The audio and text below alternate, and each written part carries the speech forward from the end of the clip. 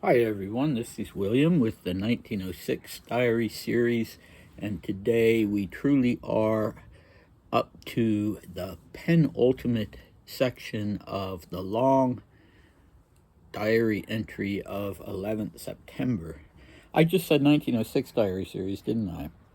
I've probably been saying that for a while, but this is actually 1907. And as I say, the long diary entry of 11th September, and tomorrow will be the last part. And today and tomorrow will be similar. I can't believe I just said that. You'll see why. It's stuck in my brain.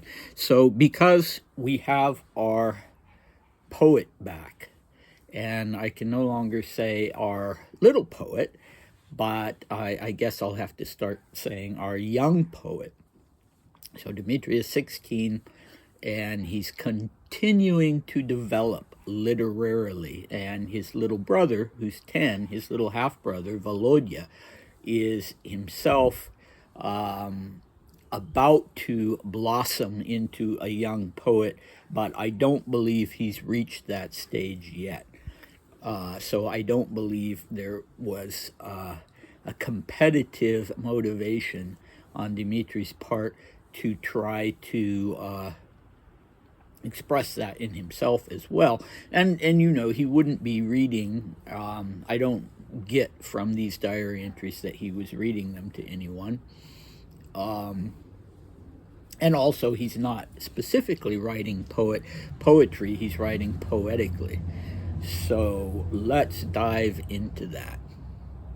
And so the days pass one after another, unnoticed. Though if one looks back, one thinks, my God, what a span of time has passed, and yet how little. Still, there's always a slight difference between every day and tomorrow, however small, and tomorrow will no longer be the same as the day after tomorrow, and so on. But in general, one day is very much like another. It's strange. I like it here, and yet I'll still be glad to go back to Moscow. When I'm there, it will be winter with lessons and theater, and finally that beacon of monotonous winter school days. I didn't want to come here, though I do like it, but I'm drawn irresistibly to Moscow. I don't know why. All right, so we have two themes here, or at least one theme and one thing to talk about. I mentioned yesterday that I was quite surprised to find out the place that he really wanted to be, because Moscow has never been that place.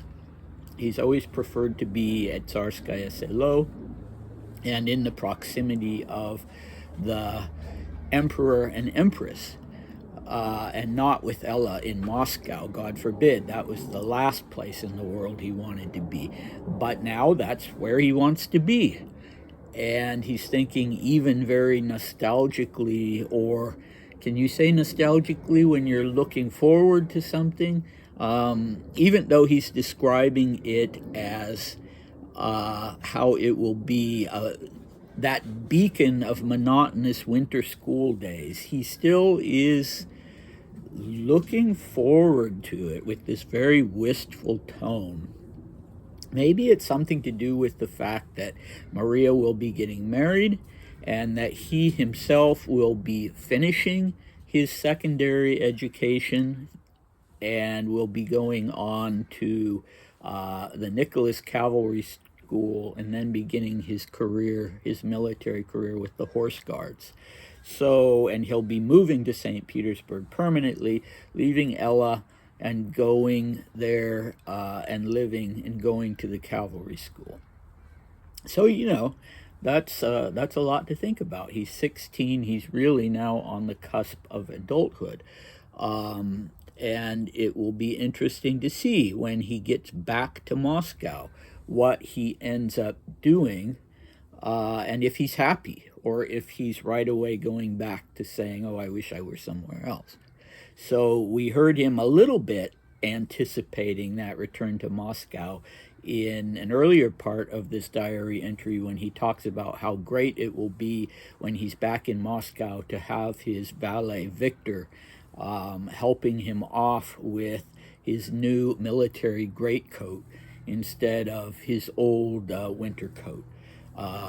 Not old in the sense of, I'm sure he had a new winter coat every winter, but old in the sense of what he's always worn as a child. Okay, so let's talk about time. Yesterday, every Friday, so yesterday I was recording my video from the series Life on the Magic Mountain. So I've mentioned from time to time in this series of Dimitri's Diaries that I am, for several months a year, the historian in residence at an old and storied tuberculosis sanatorium in Davos, Switzerland, called Schatzalp, now Hotel Schatzalp. And the book, the famous Thomas Mann novel, which has its 100th anniversary this year, The Magic Mountain, was set in Davos at a tuberculosis sanatorium. And probably the main theme of the novel is time in a philosophical rather than a chronological sense. And the young character, who's in his early 20s when he arrives, Hans Castorp, spends a lot of the book contemplating the mystery of time and the subjectivity of time, how everyone experiences it differently. So that's basically what Dimitri is doing here, which is funny because in my Life on the Magic Mountain series, I compare how he describes his life at the TB Sanatorium Schatzalp with Hans Castorp's life as a patient at a fictional sanatorium called the Berghof. And now here, I was thinking of them as having a very different experience there because Hans Castorp was not really ill, and he was just wanting to take everything in and meet as many new people and have as many new experiences as possible, whereas Dimitri was seriously ill and in fact ended up dying there in 1942 and had a gloomy frame of mind while he was there and wasn't as social as he usually had been in his life and so on. But both of them have this moment in their lives, the fictional man and the real man, where they're contemplating time. And the irony is, I suppose, that Dimitri is doing it in the Crimea. And the Crimea, amongst, in addition to being a pleasure resort for people, was also a health resort with TB sanatoriums. So maybe it had even a little bit of that atmosphere that you find in a sanatorium town or resort. Okay, so yeah, this sort of thing that Hans Castorp is talking about is precisely what Dimitri is talking about, and putting it very poetically. Tomorrow will no longer be the same as the day after tomorrow, and so on. So anticipating what the flow of time is now and how it will be experienced as it passes. And this could have come directly from the Magic Mountain when he talks about how much time has passed, and yet if you look back, you see how little it actually has been in chronological terms. And so Thomas Mann, through Hans Castorp, talks about that phenomena. Sometimes it can seem like so little time has passed, but when you look back, you realize it's been a very long time. Hans Castorp ends up being at the sanatorium for 7 years after having originally intended to stay for 3 weeks. And, vice versa. Sometimes time moves so slowly that it's like there's no time at all. And then you can look back and see that actually very little time has passed. So this is, from a philosophical standpoint, also of great interest to me, which is why I love The Magic Mountain so much and have read it. I think I'm on my 13th time now. And I was surprised to see that Dmitri had also, that was also something that he contemplated, and we'll have to see as things unfold. And as we read the adult diaries, whether or not that would end up being a motif, and see as well how much he persists in his literary writing, in his poetic writing.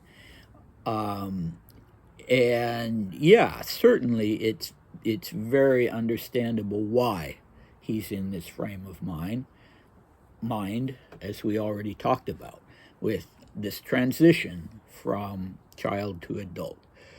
And he tells us, even though, as I've already mentioned, and as you know, he's anticipating a monotonous life in Moscow. Even so, he writes, I'm drawn irresistibly to Moscow. I don't know why. So that's another thing to think about and to look for as a pattern or as a motif in his diary entries, the extent to which he considered himself a Muscovite. And compared to St. Petersburg, a Muscovite would be someone who was much more closely connected to the mystical side of Russia. So Holy Mother Russia was synonymous really with Muscovy, which existed before Russia became an empire, and which was where the first Tsar of Russia, Ivan IV, or Ivan the Terrible, had his headquarters is the wrong word, had his palace, and you have the Kremlin there.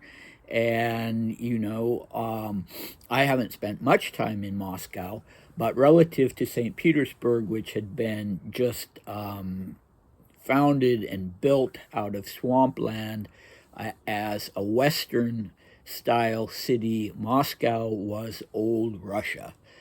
And so, yeah, we will look toward that as we continue with the diaries. And in fact, already, if you've been watching the 1921 diary entry, you've heard Dmitri to refer to the Moscow spirit and to speak nostalgically about it.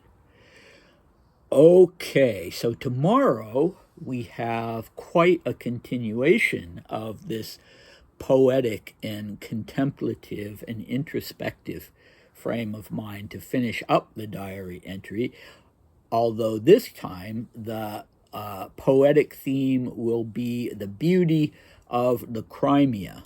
And tomorrow we also have a very rare mention on Dmitri's part of his mother, who died giving birth to him. So definitely come back, and I'll see you then. Bye.